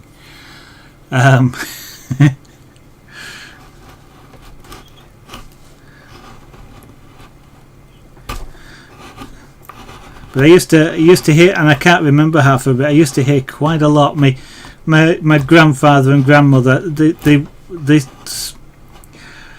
used a lot of Broad Yorkshire terms, but weren't speaking Broad Yorkshire. When I was really young, some of my relatives I couldn't understand them. I literally couldn't understand them. And I know you get you get a lot of people. I mean, the Ilkley Moor song Bartat, you know, they in York, that's kind of a little bit of Broad Yorkshire bar. And, you know, tat is really just a contraction of hat, but you know, it's. But I'm rambling. As I say,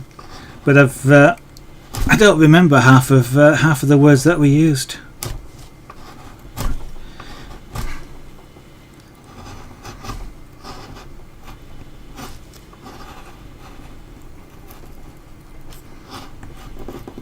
There you go.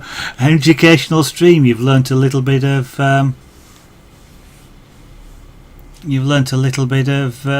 Broad Yorkshire. See you later, Goose. Now, it's been fun having you around, and thank you for your assistance with the language lesson. That's great. Mosquitoes getting my hands?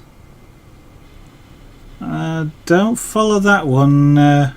Oh, you mean there? I've almost certainly I've probably just caught myself on the edge of the wood. At some point.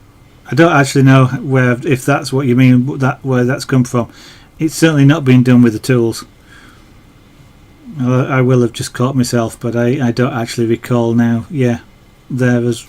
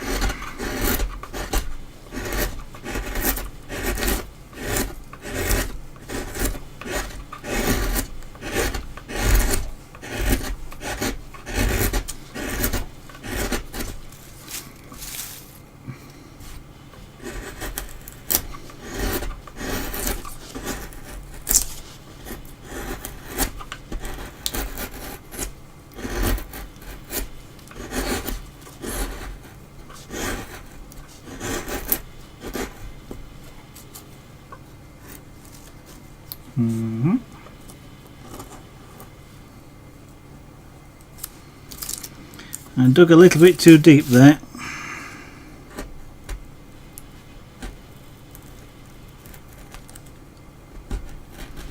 So I'll just shave a little bit off the top so that I can actually cut those flaps of wood off and I don't rip them by accident. There we go. A little bit untidy, but not bad.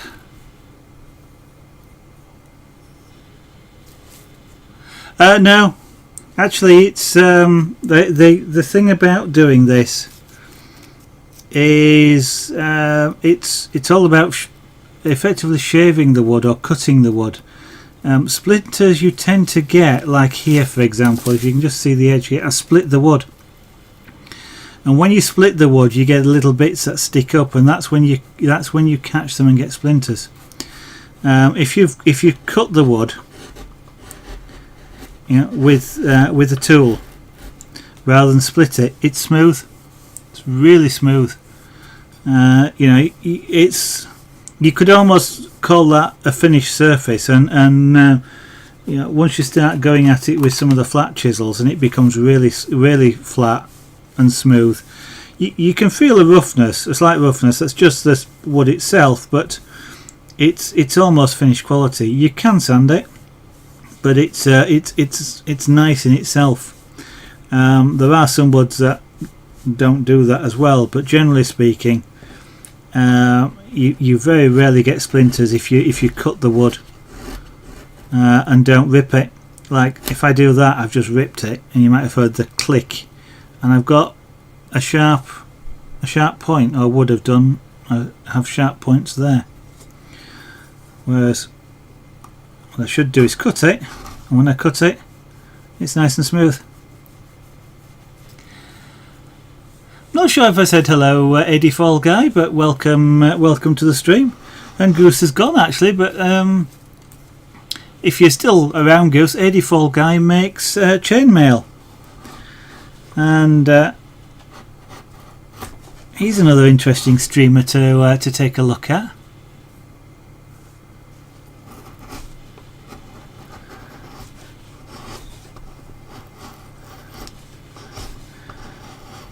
Chainmail, a fascinating art of turning rings of metal into jewellery and other wonderful objects like dice bags and things like that. Actually, just thinking, Ada, you'd have been good earlier on in the stream when the conversation was on turning professional, I guess, and the propensity of people to pay what a piece is actually worth in terms of the time spent to make it.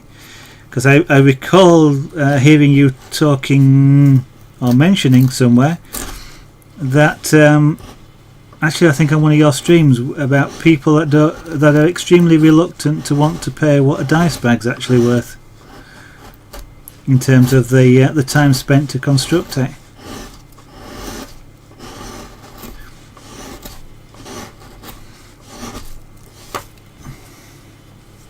Thank you very much, by the way, for saying it looks good.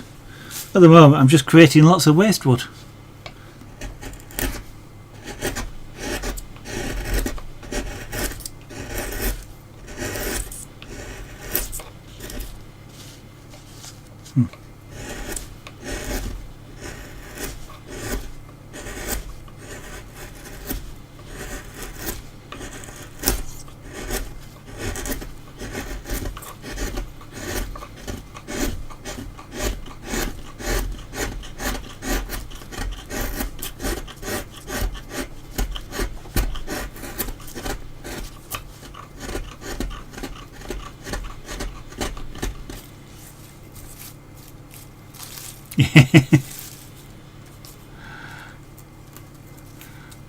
Yeah,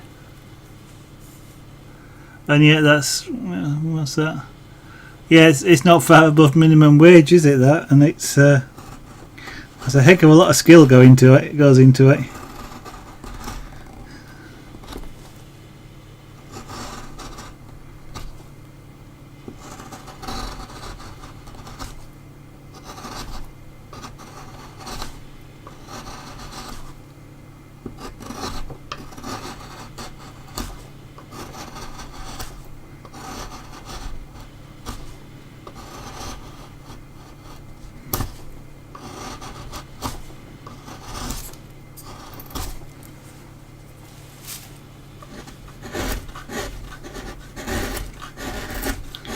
Well, this particular corner is starting to approach the depth. I'm probably about 2 or 3 millimeters off the actual depth I want, so one of the things I'll be doing is not particularly taking that any deeper at this stage. I'll start to take out some of this other waste wood and get closer to it, and then once I've got a large proportion of it out, I'll then take it down to the actual line in a second stage. And I do that mainly in case I make an accident in sort of this rough cutting, and I actually split it or pull a chunk, say, off the side. I've still got a fair bit of guard wood, if you like, which will protect me from my own mistakes. Oh, I didn't realise there was that much in material as well.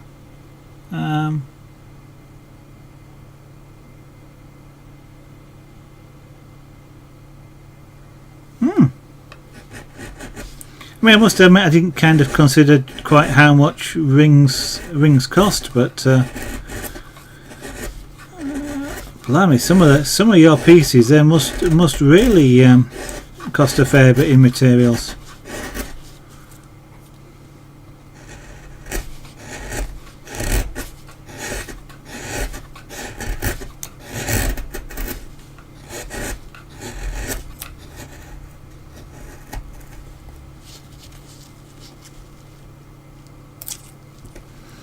That was close. Well, that is, as I say, not that it matter. I very nearly chopped a piece of wood off that I wanted to keep, but I know I've got to. It will eventually end up deeper. So if I had cut it, it wouldn't have been a problem. But yeah, it's with carving, it's kind of start as you mean to go on. You don't want to cut a wood away, just willy-nilly, and then suddenly realise that you actually wanted to keep it.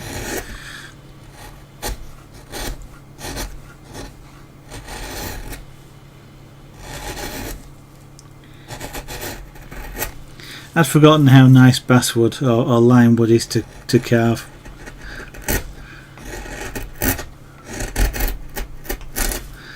I love both the sound and the way it just comes off clean.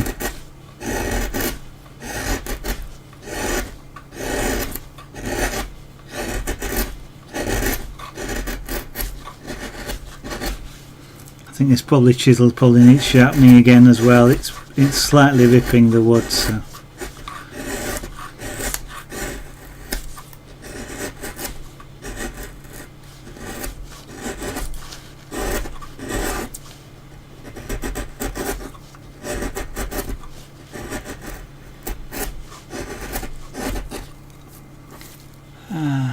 Yes, by all means, Sadie, that's okay, no problem.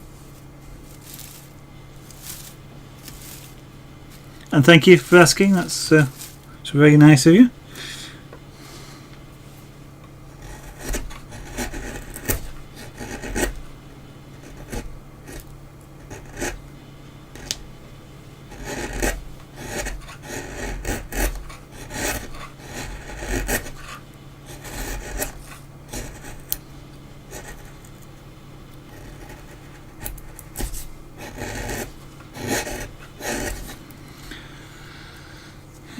In fact, I'm going to take a look at that as well. I think you've I was about to say, I think you might have showed me that one before, but yes, that's the one. I love the way those rings shine.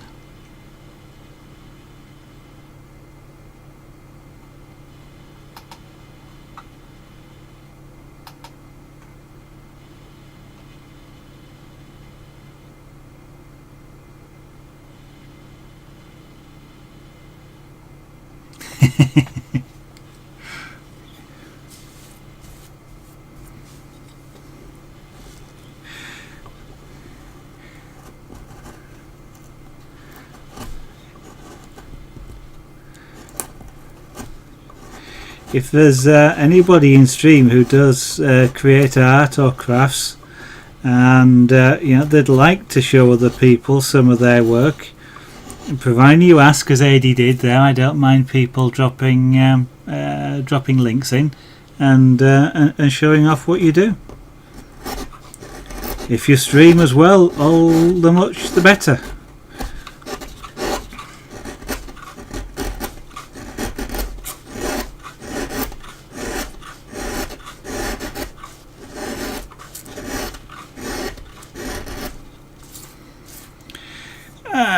Well.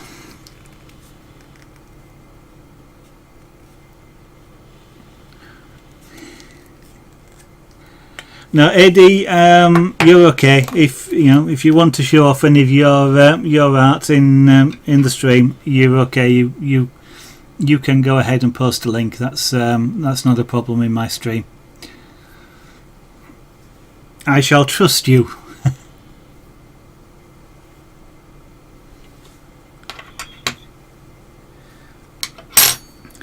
I am actually going to stop for this evening, guys.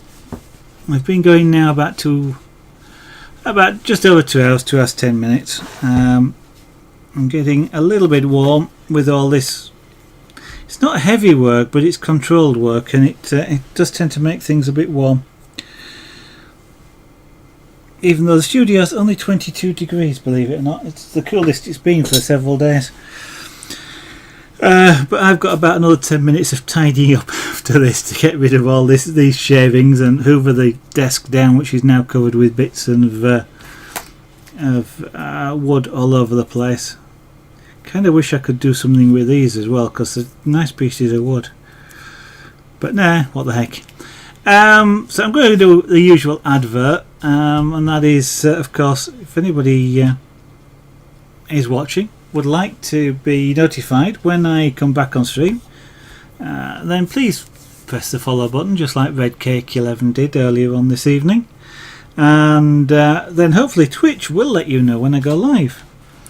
And if it doesn't, or you are concerned about the reliability of Twitch in that way, you're quite welcome to follow me on Twitter as well. @Zaragonart is the name on Twitter, but you can also find it below the stream window here as well. I don't tweet a great deal. In fact, it's just about the only thing I tweet is going live, so you're not going to get inundated. But of course, you can just mosey through creative and drop in if you feel like it. I will be live tomorrow night, subject to any disasters happening. Whoa!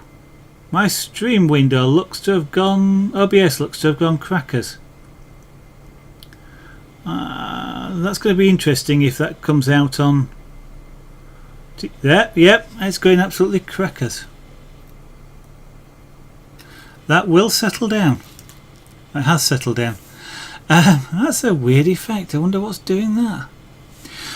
Yeah, so if you just happen to want to drop in, I go live around about 8 PM in the UK. That's 1900 GMT, or about 2¼ hours ago from whatever time it is now in your time zone. No, it's not a lot, Red Cake. I just do my usual advert, which is to just tell everybody about how they can catch up with me when I do my next stream, and just using you as an example of somebody who has actually followed me, and thank you very much for doing that. Your logic, it's the first time I've seen mine do it, 80 Fall Guy. It's a weird thing. I was about to just switch scenes and see if that was it was OBS or the camera, and then it just corrected itself. I don't know, maybe moving this about suddenly caused light to change or something. Which I have. All my auto settings are turned off. Oh, I'm at 99. Oh, just one more. Is there anybody on stream that isn't following me that would like to do so, just to make the 100 on this stream? Dear. There's all this hype about hype. Nah, I'm not into hype. I've had enough of that in my career with companies hyping up stuff that they never actually end up selling. So hype is a bad word to me. So I'm not going to get into hype, but yeah, 99 is a nice number, isn't it? Nice round figure. There we go. Bunny Mox Rose, thank you very much. I guess you've made it the 100. That's really kind of you. Thank you. I hope I wasn't effectively blackmailing anybody there, but thank you very much for joining the studio and liking what you see enough to want to come back. And on that note, I think that's a nice high to finish with, guys. Thank you. I'm going to host 3D. He should be live by now. So if you want to stick around and watch that rebroadcast, you can. But I certainly would suggest that you hop over and take a look at 3D Bloke. That's 3D Bloke, FREE, then DEE and Bloke. But there's also Eddie Fall Guy there, and Tillybug, and quite a few people in stream that do their own art form on Twitch, so I recommend you check all of them out. I'm going to get a drink, and again, thank you all. Have a good night.